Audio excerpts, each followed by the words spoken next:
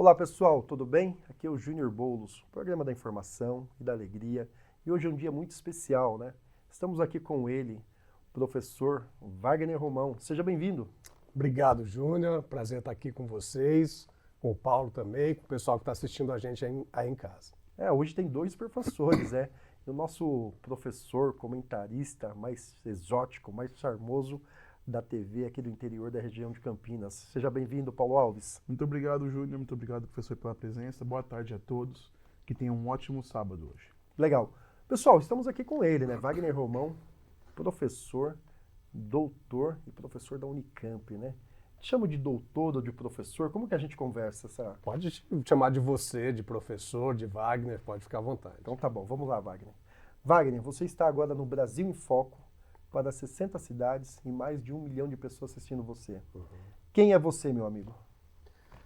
Então, Júnior, eu sou atualmente professor da Unicamp, moro em Campinas já há quase 15 anos, né? Sou professor de ciência política, trabalho com políticas públicas, participação e tenho as minhas atividades na política também. Acho que todo mundo todo cidadão, toda cidadã, é muito importante que tenha, né, a cabeça aberta, a mente aberta para a política.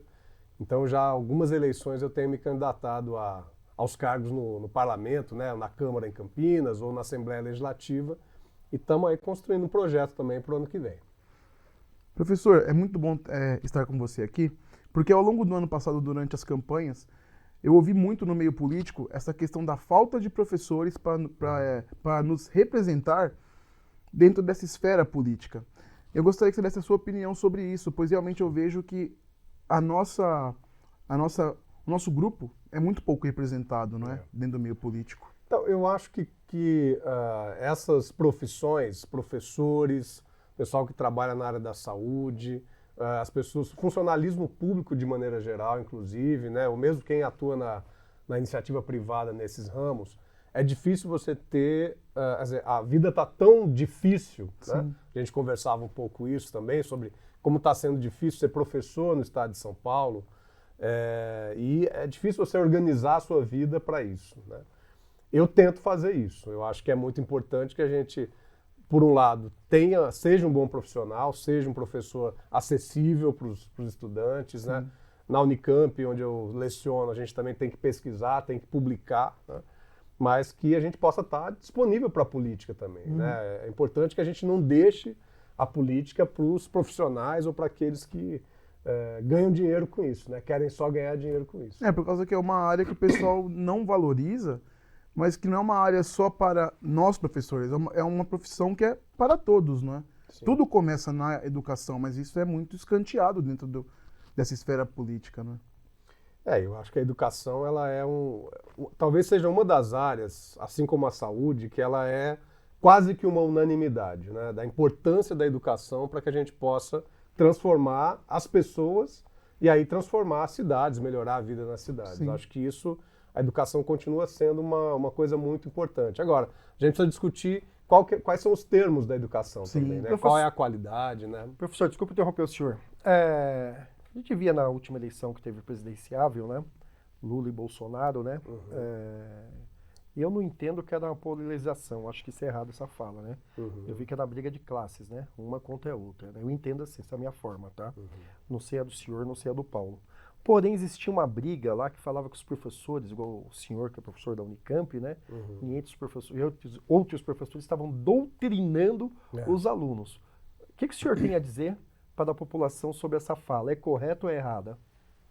Olha, talvez nem que a gente quisesse, a gente estaria doutrinando os alunos hoje, né? Não dá tempo. Não só não dá tempo, como assim, quando, né, sei lá, 20, 30 anos atrás, antes da internet, né, eu já não entendo isso como algo possível, né? Porque o estudante, a pessoa que tem vontade de aprender, né, ele nunca vai ser doutrinado, né? E hoje, com o acesso que as crianças, que os jovens têm à internet, a possibilidade de muitas informações, né, é uma bobagem isso, né? É algo de gente que realmente é contra a educação e de que é contra uma visão de que as pessoas têm que ser, digamos assim, educadas para a cidadania de maneira geral, ou seja, para se importar com os outros e para se importar Então, com a quer dizer que o mudança, senhor. né? Deixa eu ver se estou errado, tá? O senhor me corrija, que eu gosto de arrumar confusão. Pode Tá? falar. eu gosto de ver o bicho pegar. Eu gosto de ver a treta. Vamos lá. Sim. Então, o senhor quer dizer que a pessoa que fala isso, ela tem Uma falta de visão conhecimento, ignorância Exato. da realidade dos fatos, Uma falta de vis- conhecimento? Uma visão muito limitada de educação, né? Parece que nunca frequentou uma sala de aula, por exemplo, né? Hoje a gente tem uma juventude cada vez mais informada e que, né, Paulo, se coloca Sim. em posição na sala de aula. Claro que você pode ter um professor ou outro, talvez mais autoritário, alguma coisa assim, mas, ou até escolas, né, que sejam mais cerceadoras dessa liberdade dos alunos. Mas a minha experiência, pelo menos, e de pessoas com quem eu converso, é do contrário, né, de você estimular as pessoas a fazerem perguntas e menos do que receberem resposta, né? A doutrinação seria isso, né? Você vem com respostas prontas. Sim. E eu não acho que isso é a realidade, está muito longe. E uma coisa, professor, na rede estadual, por exemplo, o material didático que é usado nas salas de aula já vem toda do Estado. E o Estado, aqui em São Paulo, o governo é de direita. Então, que tipo de doutrinação seria essa? Pois é. Sem falar que nós, professores, temos que preparar aula, corrigir prova, administrar e coordenar todo o andamento de uma sala de aula. Não dá tempo de doutrinar. Não. Mesmo que quiséssemos, não dá tempo. Mas, isso desculpa falar, mas professor, você tem uma cara de comunista, professor? Senhor, não podia faltar essa piada, né? Sou suspeito para falar. Ai, brincadeira. Suspeito pra Voltando, falar. desculpa de interromper o nosso convidado ilustríssimo, né? Professor, hoje em dia, os alunos que chegam do ensino de estudo público, né? Que passam pelo ensino médio, o fundamental, desculpa, é o fundamental, médio. o médio e depois universidade, Vão né? buscar a universidade. Universidade. Eles já chegam com a defasagem educacional comparado às escolas particulares, tá? Essa defasagem vem desde a criança do prézinho, da primeira, segunda, terceira série, até o ensino médio, né? Como que o senhor vê que desde as escolas municipais até as estaduais pode combater essa desigualdade do ensino da escola particular, que tem algo a mais, do que a escola pública? E não adianta nenhum professor vir falar para mim que não tem algo a mais, que tem. Que todo professor que dá aula em colégio particular, ele põe o filho no colégio particular. Que ele tem direito de pôr o filho de graça. Se ele defendesse tanto escola pública, ele ia deixar o filho dele na escola pública, não ia colocar no colégio particular. Então não me venham com essa demagogia se alguém reclamar aí atrás da telinha, né? Atrás da poltrona. Então, como que a gente pode combater isso, professor? Isso é um fato ou não? Eu acho que em grande parte ainda é um fato. É claro que você tem escolas particulares que também têm uma qualidade mais baixa. Não são todas as escolas particulares que são muito melhores do que as públicas. E acho que você tem uma situação, né? Quer dizer, o Brasil ele foi tornando a sua educação para todo mundo.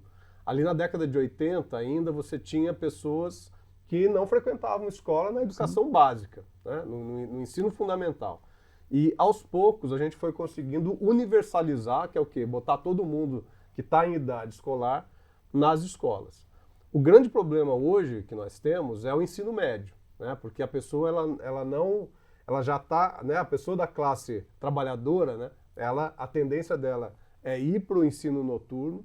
A gente está vendo que o Estado de São Paulo está fazendo um fechamento das escolas Um no crime que período está sendo noturno, feito. que é um grande crime. A gente estava até conversando sobre isso ontem com uma professora de uma escola estadual lá em Campinas. E aí você realmente expulsa, né, esses filhos da classe trabalhadora da possibilidade de chegar numa universidade e tal.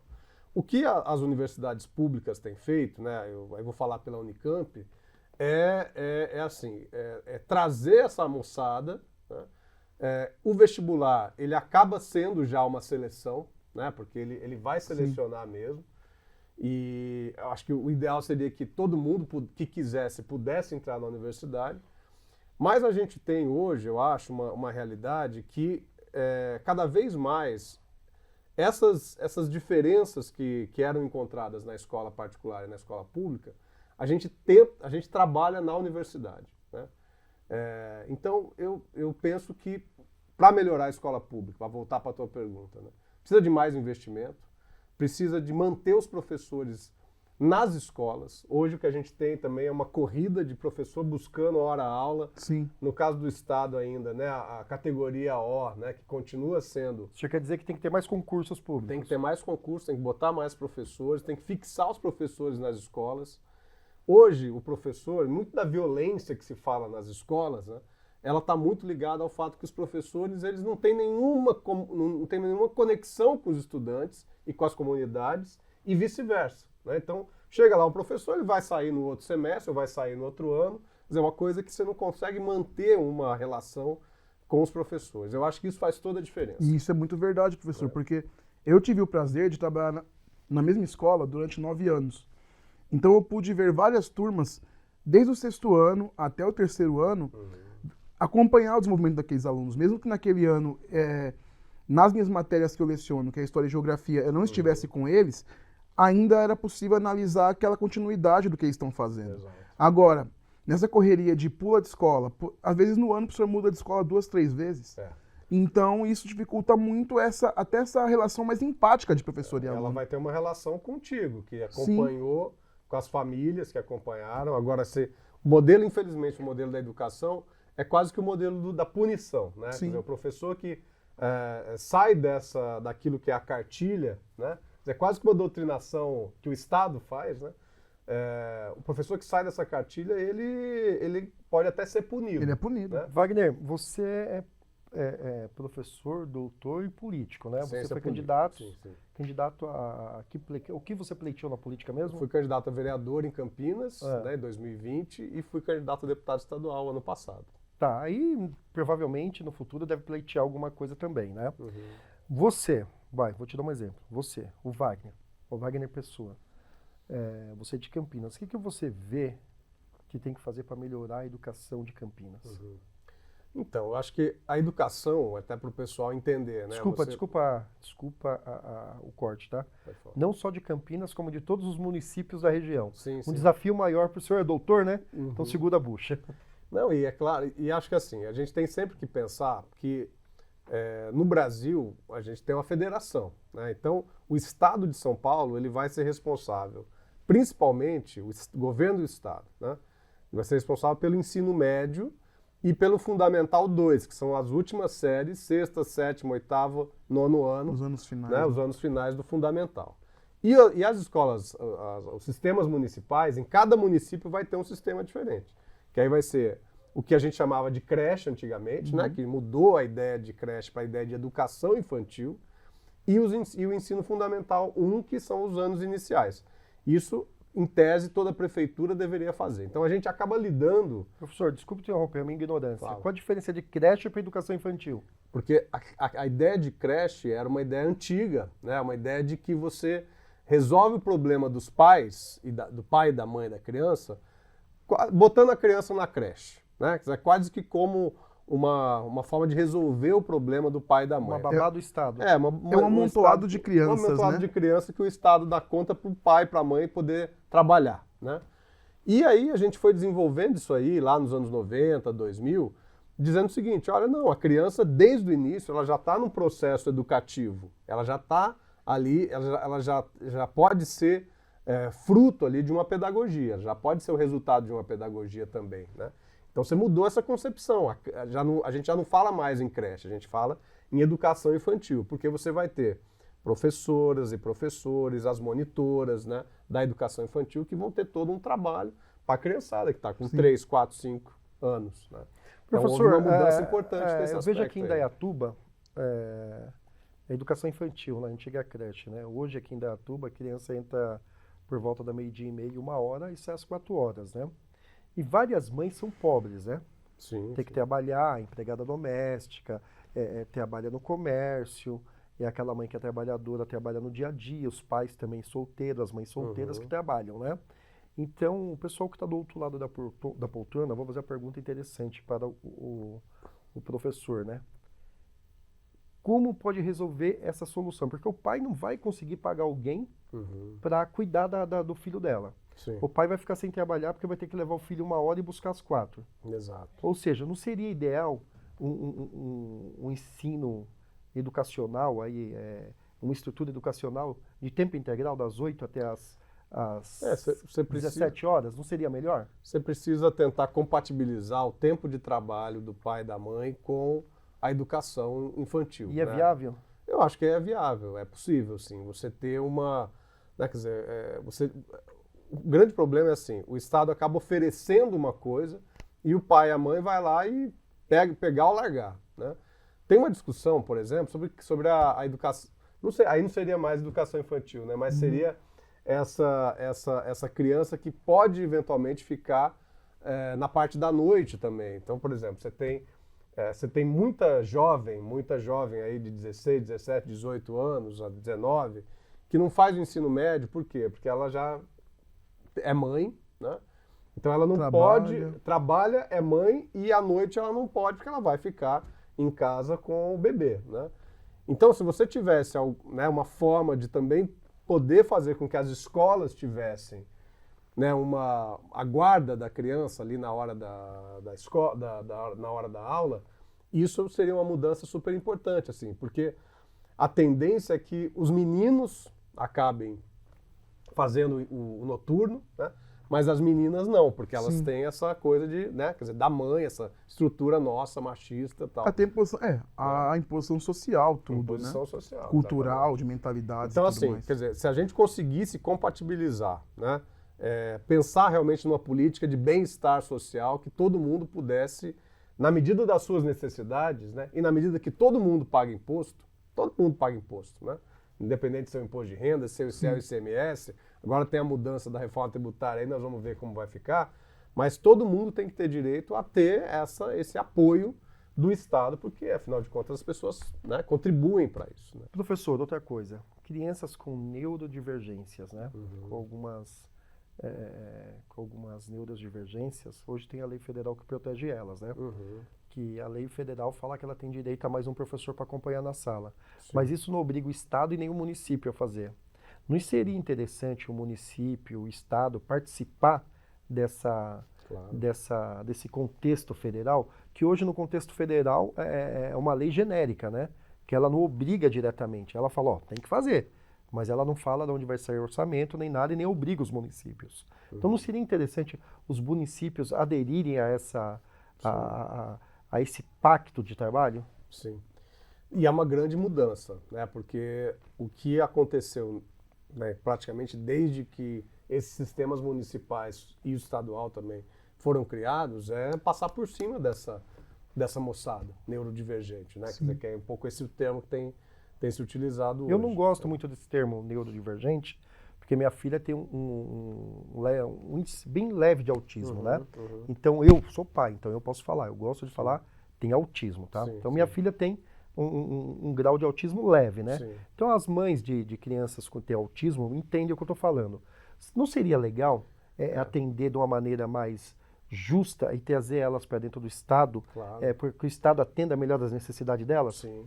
Até porque existem pesquisas, desculpa, o corte que indicam que essa maior interação dessas crianças com neurodivergências em sociedade também ajudam no desenvolvimento motor e intelectual delas. Mas não só delas, das outras crianças também. Né? A ter mais compreensão, a entender melhor, né? Acho que é essa concepção de educação que a gente tem que discutir, mas inclusiva, né? Mas o que o senhor acha que pode mudar? Não, eu acho que você precisa ter investimento, contratar gente.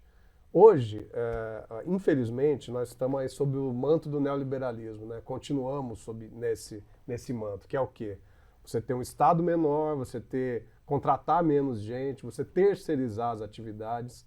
Quando você terceiriza, você não consegue fazer com que aquele profissional que pode ser um servidor público, né, que ele tenha realmente desenvolver ali um trabalho. Sim. Então eu penso que é isso. Qual a educação que a gente quer? Que a gente quer uma educação inclusiva, a gente quer uma educação em que as pessoas se preparem para a cidadania, no sentido de, né, quer dizer, de reconhecer, independente das diferenças entre nós, de toda a diversidade das pessoas, nós estamos numa mesma sociedade, então nós precisamos educar para isso. Então, qual é a concepção de escola que a gente quer? Acho que essa que é a pergunta que a gente tem que responder. Sobre essa divergência toda, professor, na Unicamp, o senhor professor, tem uma vereadora que a gente vai entrevistar no futuro que disse que o senhor é o que dela mesmo? A que a gente conversou? Orientador. O orientador, né? Qual é a função do orientador para o doutorado? Explica de forma bem simples para a população que está vendo o senhor. Então, gente, aí é a pós-graduação, né? Então você tem a graduação, são os cursos, quando você termina o ensino médio, você entra na graduação nas universidades, nas faculdades, etc. Depois da graduação, quando você quer aí se tornar um pesquisador em geral, né? Você vai fazer o mestrado e o doutorado, né? E aí você precisa de alguém um pouco mais experiente para te orientar, para te organizar, te ajudar a organizar a tua pesquisa, né? Te indicar leituras interessantes, né? É um pouco isso, é um pouco... Cada mestrando ou doutorando, né, tem um projeto de pesquisa, ele precisa defender uma ideia, uma tese, né? E a gente vai ajudar, é isso. E fica agora a isso que esperança gente de que com essa nova gestão federal tenhamos mais investimentos nessa área, né, de pesquisa, Sim, porque sim. no último governo... Não, já estamos tendo, né? Já tem uma mudança importante aí, né? Mais bolsas, mais investimento em pesquisa, mais articulação com áreas, por exemplo, como a saúde, né? Sim. E como o senhor vê isso daí, o governo federal, a tendência para o ano que vem é aumentar os investimentos nos institutos federais, nas universidades federais. Sim. E aqui no estado de São Paulo, está havendo uma tendência de querer cortar a verba da educação, né? Eles querem cortar a verba para poder remanejar para os outros lugares. Sim, Como que o senhor vê essa tendência? Eu acho péssimo. Eu acho que aqui no estado de São Paulo a gente deveria ter ainda mais um estado rico, né?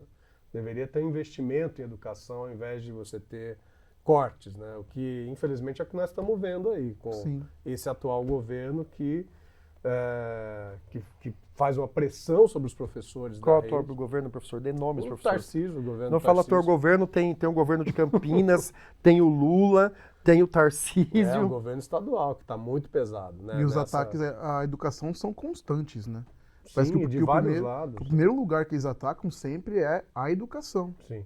O atual secretário do Estado, né, que foi aquele que veio do Paraná, que é dono de empresa também nessa área, né? Sim. E infelizmente, assim, não tem nada a ver com a área, não tem nada a ver com a educação. Professor, E tá aí. desculpa te interromper. O senhor foi candidato a deputado, né? Fui. Deputado Tá. estadual. O senhor não acha que a classe dos professores são desunidas? Vou dar um exemplo, tá? Tem mais deputados militares do que professores. Aí já dá para ver que que os militares são unidos, né? Não é desmérito nenhum. O policial militar quiser ser candidato, cabo, soldado, é um direito deles, né? Eles têm que se unir e defender a categoria deles. É natural. Mas a educação não tem tanto essa defesa, né, professor? Como o senhor vê essa desunião por parte da própria educação? Olha, na verdade, eu acho que os militares, eles acabam sendo eleitos, mas eles não são só eles que votam neles, né? Você tem essa coisa da segurança, essa coisa né, de que você vota num policial ou num militar, e que por isso você vai resolver a segurança, é uma coisa que está muito difundida, né? Sim. Inclusive nesse campo mais à direita, né? E acho que os professores deviam entrar um pouco nessa disputa, né? Em defesa da educação, vote num professor. Acho que isso é uma causa importante. A gente tem deputadas e deputados professores, tem o Janás, a professora Bebel lá na Alesp, agora na Assembleia Legislativa, né? Mas acho que isso é muito importante, que a gente possa, para quem cuida da educação, né, para quem tem a prática da educação, poder fazer a defesa também na Assembleia, na Câmara e assim por diante, né? Professor, só um minutinho, que agora vem um momento muito especial. Pessoal, é ele. É o cara mais lindo da TV brasileira da região de Campinas. Paulo Bernardino, pelo amor de Deus, veja o que você vai falar para o doutor. Ele é doutor, professor da Unicamp. Não faça eu passar vergonha dessa vez. Paulo Bernardino, é contigo, meu amigo. Oi, prof! Como é que você tá? Ó. Tô bonito? Deixa eu te perguntar, professor. Se eu tirar o meu chapéu pra você, você dá um apoio pra nós na Feira do Rolo do Jardim Campo Belo? Paulo Bernardino, não acredito que você perguntou pro professor se você é bonito, cara. Pelo amor de Deus, você me mata de vergonha, né? Mas tudo bem. E professor, ele falou da feira, falou da beleza dele, do chapéu dele. Responda a ele, por Tá favor, muito professor. lindo, esse chapéu deu um realce muito especial e um grande abraço para ele. E olha, a Feira do Rolo praticamente um patrimônio lá da região do Campo Belo, lá em Campinas, né? E agora com essa duplicação da Miguel Melhado, que está sendo muito problemática, eles estão fazendo quer dizer, eles vão fazer uma elevação de 6 metros de altura ali naquela rodovia, e realmente a feira vai ter que sair dali. Agora, eu acho que é muito importante que tenha uma pressão muito forte para que a Prefeitura de Campinas e a DER também, né, elas têm que, afinal a obra é do Departamento de Estradas e Rodagem do Estado de São Paulo, deem um espaço importante para que a Feira do Rolo possa continuar acontecendo ali naquela região. É muito importante isso. Ela mobiliza a região toda nossa. Né? Muito legal. Professor, estamos chegando nas nossas considerações finais. Foi um prazer ter o senhor aqui. Seja bem-vindo sempre. Professor, suas considerações finais para o pessoal do Brasil em Foco. Quero mandar um grande abraço para você que está nesse sábado aí, curtindo depois do almoço, né, ou ainda fazendo almoço, o Brasil em Foco. Agradecer ao Júnior a oportunidade, também ao Paulo, aqui, meu colega professor, né, e que a gente possa estar numa próxima oportunidade. O ano que vem vai ser muito importante para os municípios aqui do Brasil todo, né? Então a gente tem muito a conversar, especialmente aqui na nossa região aqui de Campinas, porque nós precisamos mudar bastante coisa aqui na nossa região e melhorar a vida do povo. Pessoal, muito obrigado e até o próximo Brasil em Foco.